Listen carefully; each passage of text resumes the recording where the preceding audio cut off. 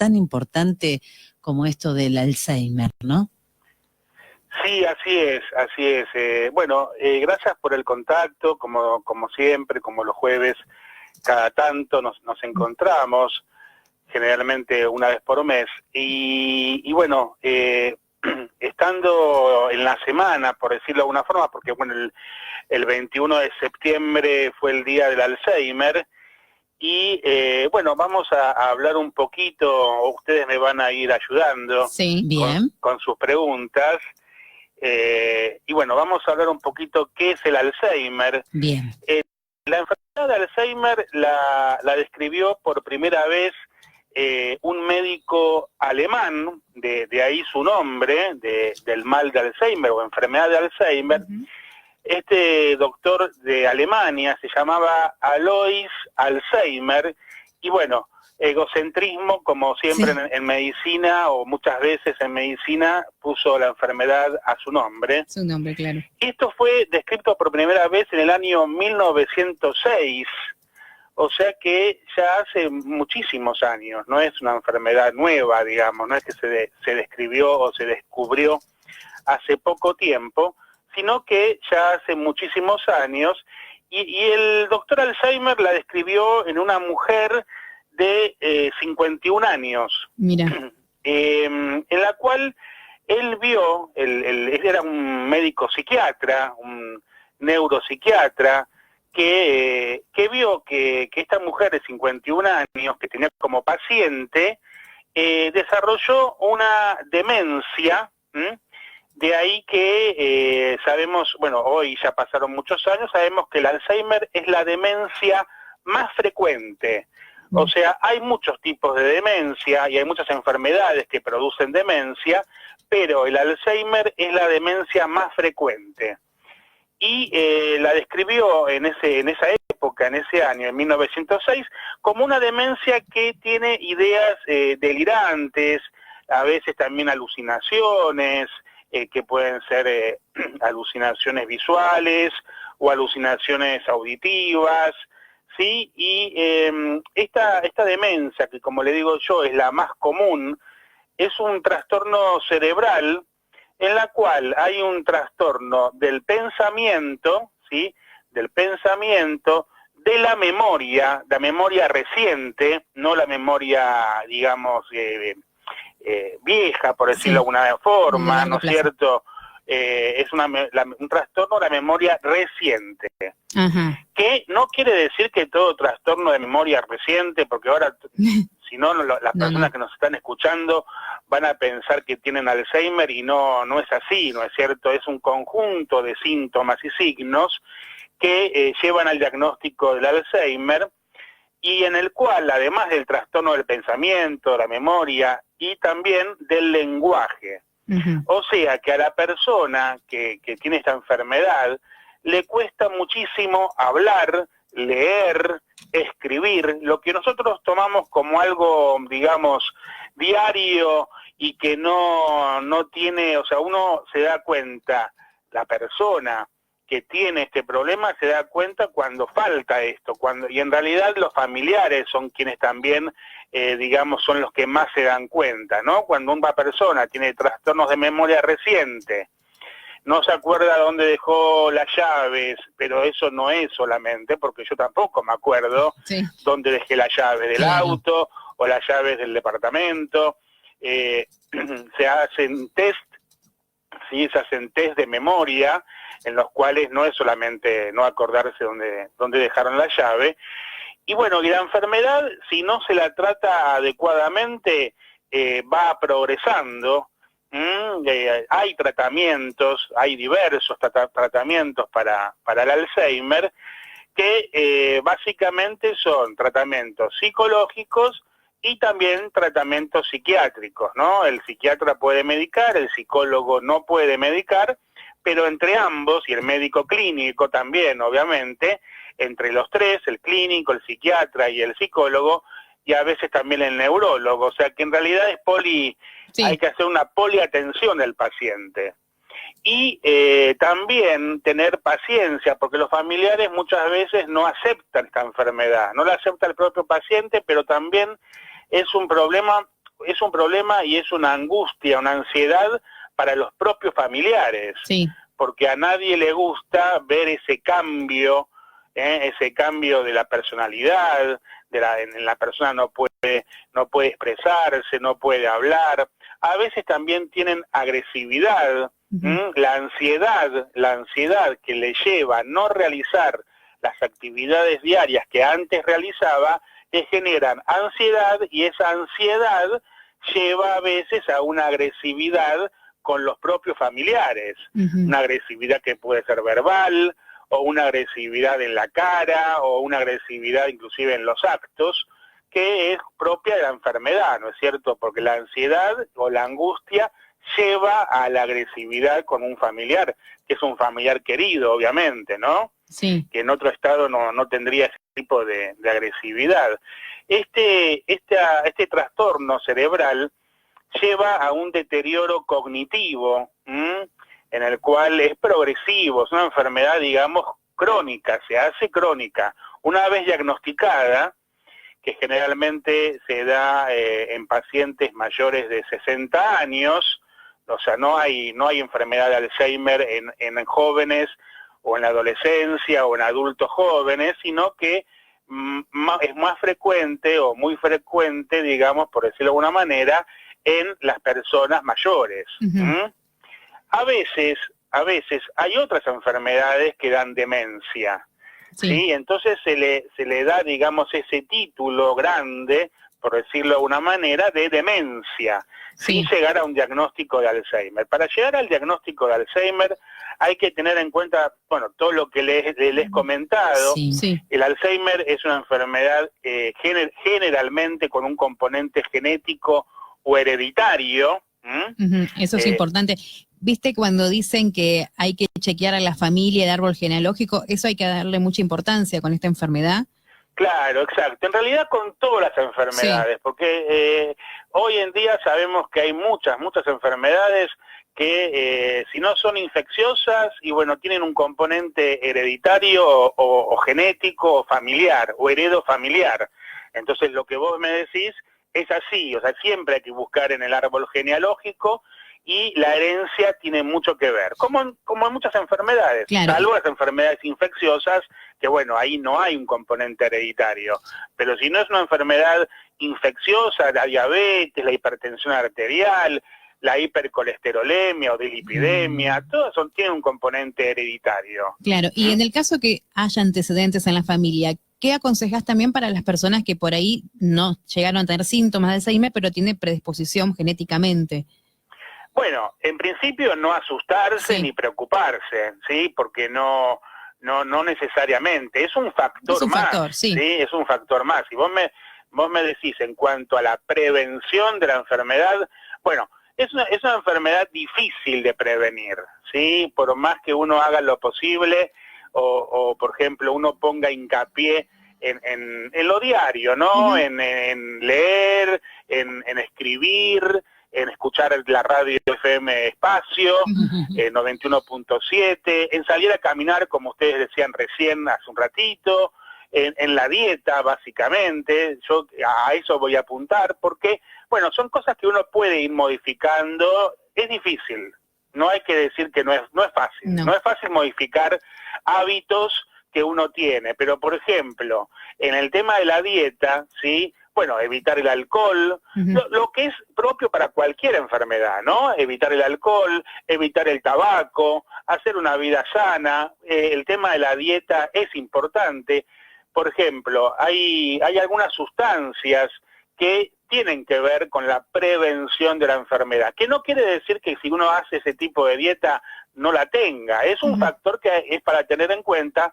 Por ejemplo, la vitamina E de Ernesto, que ya la hemos hablado en otra oportunidad, la vitamina E de Ernesto, digo porque a veces uno cuando escucha en radio no entiende, la vitamina E es muy importante, es un antioxidante importante, natural, ¿sí? Está presente en algunos alimentos, como por ejemplo los frutos secos, las nueces, las almendras, el aceite de maíz, la palta, ¿sí? La palta tiene mucha vitamina E de Ernesto, estos alimentos que estoy nombrando, uno los puede consumir diariamente, ¿no es cierto? Las nueces, bueno, hoy en día las nueces son muy caras, pero por ejemplo, no solamente comer nueces en Navidad, ¿no es cierto? No.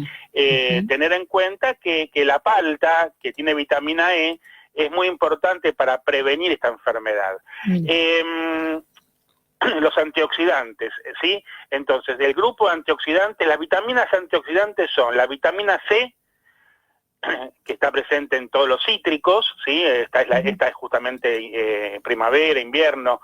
Cítricos hay todo el año en la verdulería, así que uno puede consumir vitamina C natural en forma diaria, la vitamina E, y también el complejo B1, B6, B12, con B larga, digamos, B de bueno, el complejo B1, B6, B12, que está presente en el huevo, en las carnes, ¿sí? También en los frutos secos, en la levadura de cerveza, en la levadura de cerveza está presente el complejo B. O sea, no hace falta comprar un medicamento que contenga complejo B1, B6, B12, vitamina E y vitamina C. Sí. No es necesario, hay que tratar de ingerirlo con la dieta. La dieta, esto es como prevención y también como tratamiento. Un paciente que ya tiene la enfermedad, es una enfermedad crónica, y estas sustancias que yo le comenté, el complejo B1, B6, B12, la vitamina E y la vitamina C, estos complejos ayudan al tratamiento de base del paciente. Son vitaminas, a veces hace falta un suplemento vitamínico que contenga las que yo le nombré. Y algo muy importante es el diagnóstico de la enfermedad. ¿Sí? ¿Hola? Hola, sí, estamos escuchando. Entonces mi teléfono que hizo un ruido. Sí.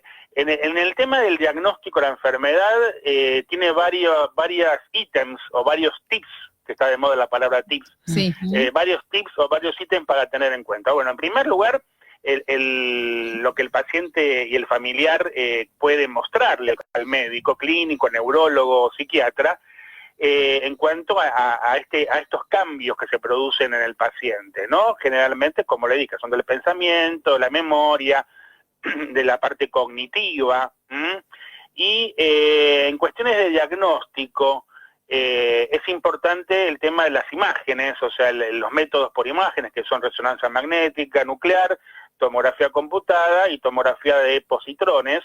Estos estudios ayudan al diagnóstico, no son el 100% del diagnóstico, pero ayudan. ¿Y qué es lo que se ve en una imagen, en una tomografía, por ejemplo, de cerebro de un paciente con Alzheimer?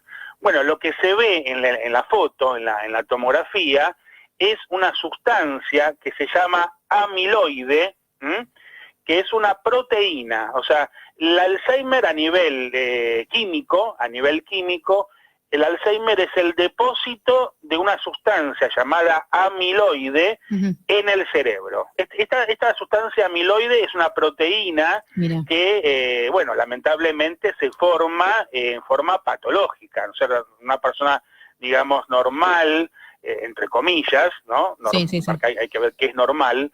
En una persona normal que está sana, mejor dicho, porque no es lo mismo sano que normal, una persona sana no tiene esta sustancia amiloide en el cerebro. Y el mejor método para hacer el diagnóstico es la tomografía de emisión de positrones, y también, si no es posible hacer este estudio que es muy específico para el Alzheimer, bueno, la tomografía axial computada, que hoy en día está en cualquier hospital público, ¿no? No está, hace muchos años atrás era muy difícil hacer el diagnóstico. Ustedes imagínense que el doctor Alzheimer la describió en el año 1906, en el cual no tenía tomografía. Claro, tenía que hacer otro tipo de preguntas, ¿no? Entonces tenía que hacer algo, exactamente, a los familiares y al paciente. Claro, era a través de la observación del comportamiento, digamos, ante estas situaciones que usted nos fue puntualizando, ¿no, doctor? Exactamente. Y bueno, y con respecto a la fisiopatología, ¿qué significa fisiopatología? Es al origen de la enfermedad. Bueno, todavía hay algunos oscuros, o sea, todavía no se sabe bien por qué aparece. ¿Sí? ¿Por qué aparece esta sustancia amiloide en el cerebro, o sea que todavía se está en investigación.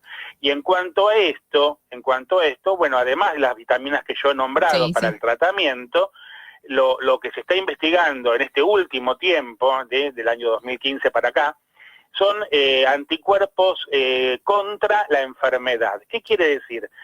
Ustedes, no sé si se acuerdan del médico argentino, científico, César Milstein.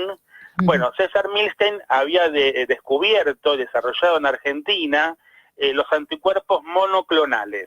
Los anticuerpos monoclonales es como, para explicarlo de alguna forma que se entienda, es como una vacuna, digamos, pero en este caso es para el tratamiento, no para prevenir, no hay una vacuna contra el Alzheimer, sino que es para el tratamiento del Alzheimer, que son anticuerpos monoclonales ya desarrollados por César Milstein, y que bueno, que sirven para el tratamiento de esta enfermedad.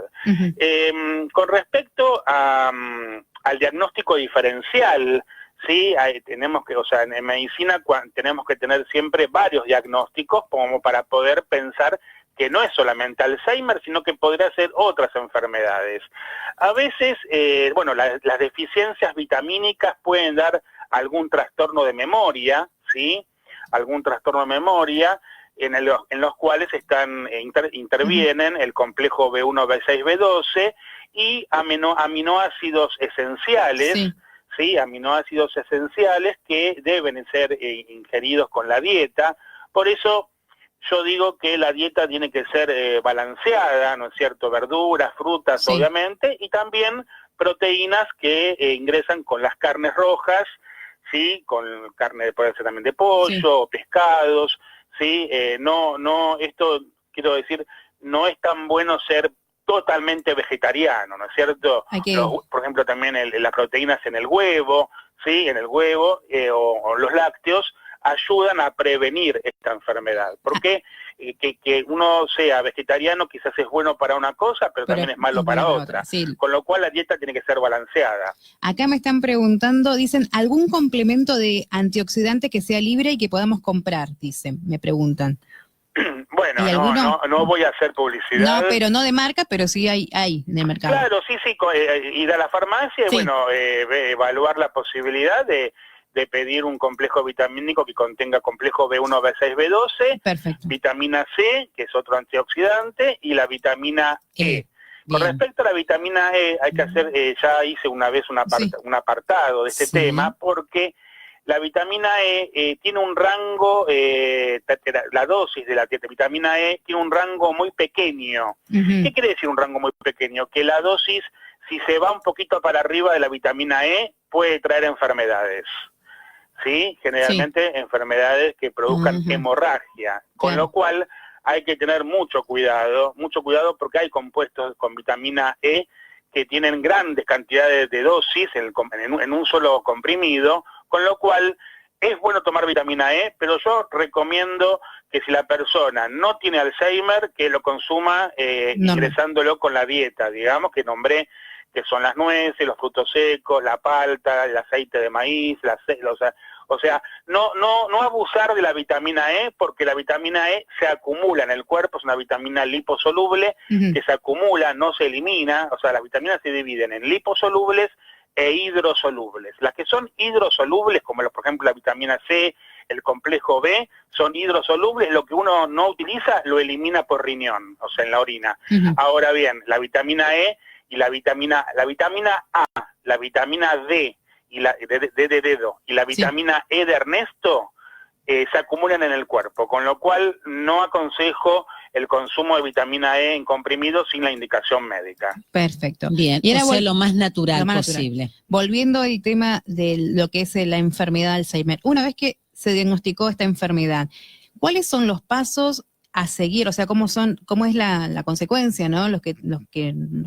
La consecuencia que nos genera esta enfermedad, ¿no? Y cómo poder sobrellevarla también, y más que nada que lo cuida a esa persona, porque después, lamentablemente, bueno, entra en un estado que ya queda en un estado vegetativo en algunos casos, ¿no? Claro, sí.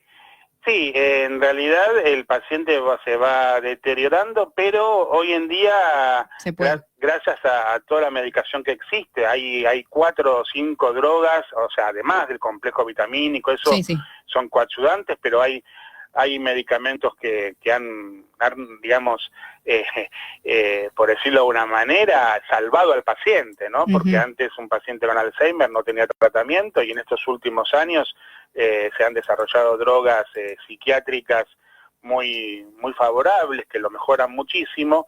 Y con respecto al familiar, bueno, tiene que estar obviamente contenido, y el familiar también tiene que estar contenido. Sí, saber que el paciente es un paciente distinto y que gracias a los tratamientos puede, digamos, tener una vida, digamos, que puede ser, digamos, una mejor calidad de vida, no tanto el tema de lo cuantitativo, sino una mejor calidad de vida. Y bueno, por ejemplo, algo que los pacientes pueden realizar en sus casas, que no es algo muy caro, es ejercitar el cerebro. Ejercitar el cerebro de tal manera de, por ejemplo, hacer palabras cruzadas. Sopa de letras. Sopa de letras, exactamente. Jugar al dominó, juegos de mesa, o sea, no solamente mirar televisión, ¿no? Porque, bueno, mirar televisión es lindo, es agradable, es un entretenimiento, pero a veces ejercitar el cerebro de esa manera, con la sopa de letras, estas revistas que tienen diferentes juegos, ¿no es cierto? Sí. Eso ayuda muchísimo. Parece una tontería. No, eso lo había escuchado. Incluso había escuchado que dicen que es bueno aprender un idioma y aprender a tocar un instrumento. Todo sirve para poder, no que quede perezoso en nuestro cerebro, ¿no? De alguna forma así. Claro, por supuesto. El arte, pintar, desarrollar alguna actividad artística, alguna manualidad, todo lo que haga que el cerebro trabaje, ¿sí?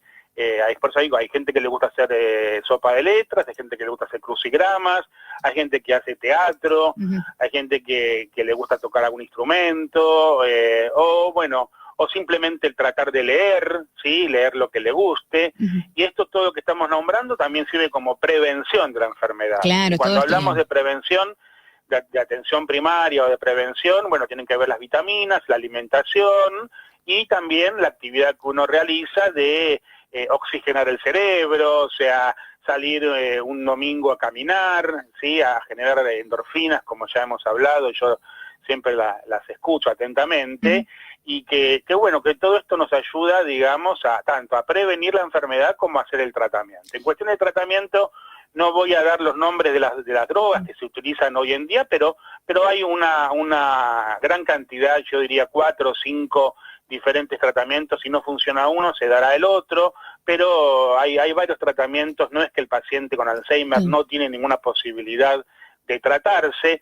Obviamente, a veces las drogas son caras, lamentablemente en Argentina tenemos este tipo de problema, pero bueno, las obras sociales las deberían cubrir. Claro, y a veces hay problemas de que por ahí no encuentran la medicación adecuada, ¿no? Que tienen que ir probando también, porque algunos despiertan por ahí no duermen correctamente o están despiertos. Hay mucho problema de sueño, ¿no? En estas personas. Sí, hay problemas de sueño, de ansiedad, a veces tienen pérdidas de la identificación de los olores, por ejemplo, es algo que me había olvidado justamente de nombrar.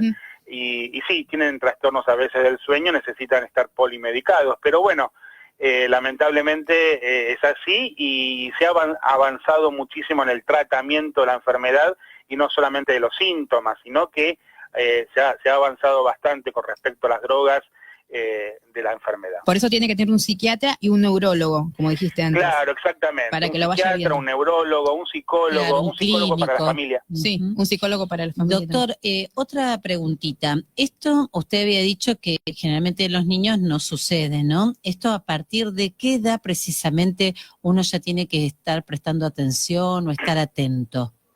Y a partir de los 60 años. Bien. A partir de los 60 años, quiere decir los adultos mayores, ¿sí?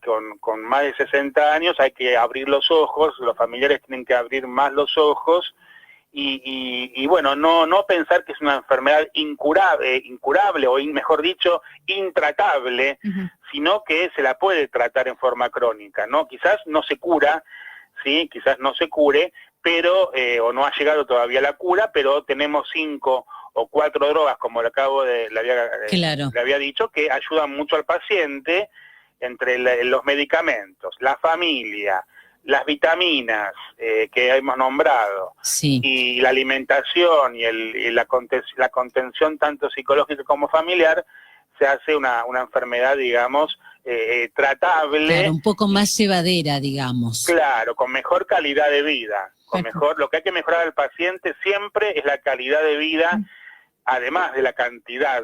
¿Sí? Uno siempre piensa en los años, en más años de vida, pero también mejor calidad de vida. Sí, justamente me habían preguntado hoy, cuando dije este tema, ¿qué es lo mejor para el paciente, ¿no? Con Alzheimer? ¿Qué es estar en su casa o estar en un lugar que lo puedan contener, ¿no? ¿Qué es lo que a veces en estos casos uno recomienda, ¿no? ¿Cuál es el mejor cuidado para estas personas? ¿Seguir en su casa, en su tratamiento?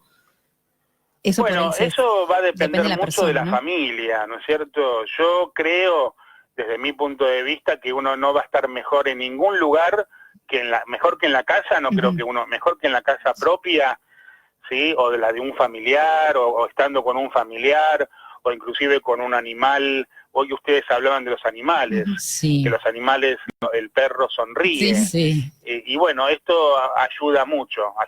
Entonces yo creo que en principio, si el familiar puede tener a su familiar, porque realmente ¿dónde va a estar mejor que en su propia casa y con sus allegados queridos y con sus seres queridos? Claro. Entonces, a veces yo creo que estaría mejor en la casa, y a veces si tiene un animal mejor todavía. Esto más que nada por la parte emocional y la contención y el estímulo que también la familia va a acompañar, ¿no? Claro, por supuesto, porque con un buen tratamiento, que tenga el tratamiento adecuado, con las drogas que yo les comentaba que son de última generación, no las nombro porque quizás no suma demasiado, porque la gente no me va a entender y dice, ¿el doctor qué habla? ¿De qué está hablando? Pero sí, hay diferentes, sabemos que hay diferentes medicamentos, porque bueno, cada paciente debe tener su receta también, claro, ¿no? su diagnóstico preciso, como para poder realizar el tratamiento. Digamos, de lo más usado a lo menos usado,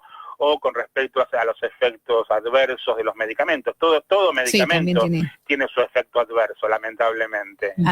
Es un tema ya de la historia de la medicina, pero bueno, hay que tratar de medicar al paciente con el medicamento más moderno, a bajo costo también, pero bueno, a veces lo caro y lo bueno sale caro, ¿no? Claro, acá también me está preguntando Patricia, dice una curiosidad que tiene, que a veces en países donde hay mucho porcentaje de población que no se alimenta bien, es más probable que haya Alzheimer. Ella pregunta esto, ¿no? Más que nada como un caso de curiosidad, donde hay más pobreza, esos países donde hay menos recursos, ¿también está presente esta enfermedad o es relativo también? Bueno, tiene que ver también, es seguramente el componente hereditario, el componente familiar, el componente de la alimentación, claro, sí, porque ya habíamos hablado que la dieta tiene que ser una dieta balanceada, ingerir, digamos, una vez por semana o 2 veces por semana carne roja, una vez por semana pollo, después otro día ir repartiendo, ¿no es cierto? Pescado, pollo, frutas, verduras, todo, digamos, necesitamos, las vitaminas están dentro de las frutas y verduras, el hierro está en las carnes rojas, en la espinaca, en la selga. Entonces, bueno, para evitar diferentes tipos de enfermedades, y entre ellas el Alzheimer, obviamente el tema de la dieta es muy importante. Claro, y otra consultita. En el caso de que muchos pacientes que tienen Alzheimer, en un momento avanzado de la enfermedad, pasa que se olvidan hasta de comer, o te dicen, mira, yo ya comí, y en realidad no comió.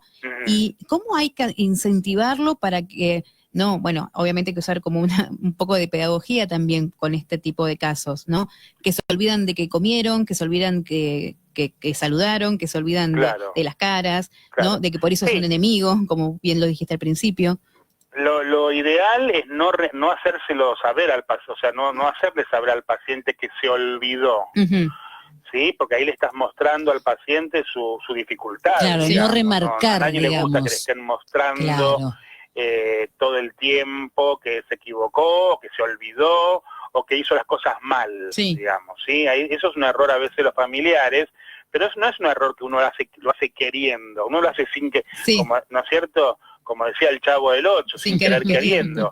Entonces, no hay que tratar de demostrarle al paciente, al familiar, de que se equivocó, de que se olvidó, de retarlo, ni mucho menos. ¿no es hay cierto? que seguirle la corriente de alguna forma, ¿o no? No sé, no? Sí, claro, hay que aceptar el familiar tiene que aceptar la dificultad que tiene el familiar y quedarse callado. Claro, y no, claro, muchas veces o sea, si se olvidó de comer y el familiar lo sabe, bueno, darle de comer de nuevo, o sea, incentivar, si vos me hablas de incentivos, sí obviamente hacerle comidas que le guste, digamos, demostrarle interés por ayudarlo, claro, la motivación. Pero no mostrarle que se equivocó o que se olvidó. Claro, la motivación constante, digamos, ante esta dificultad, ¿no? Claro, exactamente, porque no es algo que la persona quiera olvidarse, sino que lamentablemente tiene un trastorno de la memoria cerebral y que no lo puede evitar. O sea, si lo pudiera evitar, no lo haría. Sí, claro. Sí. Por eso paciencia y bueno, por eso siempre esta contención que vos nombrás mucho, tanto el paciente como a la familia, que vayan a un psicólogo para tratar, ¿no? Porque Tal también cual. Es importante, porque es un cambio muy radical. Paciencia. Una palabra muy importante que no se compra ni se vende. Así es, doctor. No hay una farmacia que venda paciencia, pacientol, un pacientol para que el paciente, tanto el paciente como el familiar tengan más paciencia. Claro, sí, por eso es importante y bueno, tratar de ponerse también en su lugar y poder ayudarlo de la mejor manera, como decís, con juegos, hablarles, hacerles escribir, algo de tratar de leer también, comprarle algún libro que le pueda gustar, cada uno tiene un gusto distinto, ¿sí? Y con respecto a los medicamentos, bueno, tratarlo en forma correcta, ¿no es cierto? O sea, ayudarlo de la mejor manera de ayudar al paciente con Alzheimer es hacerle llevarlo al neurólogo, al clínico, al psiquiatra, para que le hagan un tratamiento correcto, que como les digo a Marcela y a Gise, que hay medicamentos que van, y la verdad que la psiquiatría ha avanzado muchísimo, toda la medicina ha avanzado, pero la psiquiatría muchísimo. Perfecto, bueno, muy claro, Rubén, por tus palabras, bueno, espero que sea ameno, bueno, seguramente después nos van alguna consulta, después la vamos a decir el jueves que viene, pero bueno, muy, muy grato escucharte y saber, bueno, todos estos cuestionamientos que por ahí una familia también lo tiene, ¿no? Sí, y vamos aprendiendo cada jueves un poquito más y agradecidas con Gise por tu forma de explicar, tu didáctica, tu vocabulario preciso para que nuestra querida audiencia pueda comprender y mejorar, ¿no? Porque esto también se trata de calidad de vida y también somos un servicio a donde esta enfermedad un poco complicada, no solo para el paciente, sino para quienes acompañan, sea un poquito más amena, ¿no? Así es, la música, tanto escuchar música. La música ayuda. Tanto, yo digo escuchar porque yo no sé tocar ningún instrumento, pero tanto escuchar música como tratar de aprender música ayuda muchísimo a cualquier enfermedad mental o enfermedad cerebral. La función del cerebro es la mente, entonces hay que tratar de desarrollarla, no solamente en la televisión. No, doctor, activarla. Hay que activar las neuronas, como decía mi abuela. Activar las neuronas. Muy bien. Dale, bueno, Rubén. Los neurotransmisores. Exacto. Así es, ¿no? Bueno, te agradecemos mucho y bueno, se nos fue el programa ya. Sí, Rubén. un abrazo grande. Un beso grande. Bueno, un abrazo, saludos a toda la audiencia de FM Espacio 91.7. Muy bien, doctor. Bueno, muy bien. Un beso, gracias por todo. Un beso, gracias, doctor. Gracias.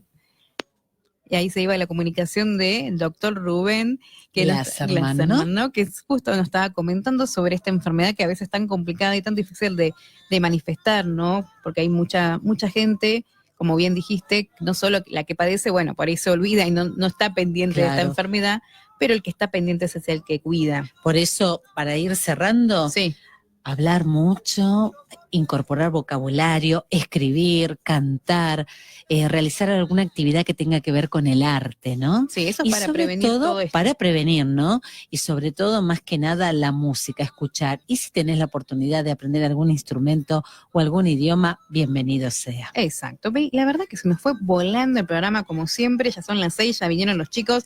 Así que quédate acá en FM Espacio, no tenemos que ir, Marce. No tenemos que ir. Bueno, nos vamos a reencontrar el otro jueves. ¿No? Sí, se nos pasó muy rápido. Nos reencontramos el próximo jueves siempre con temas recargados.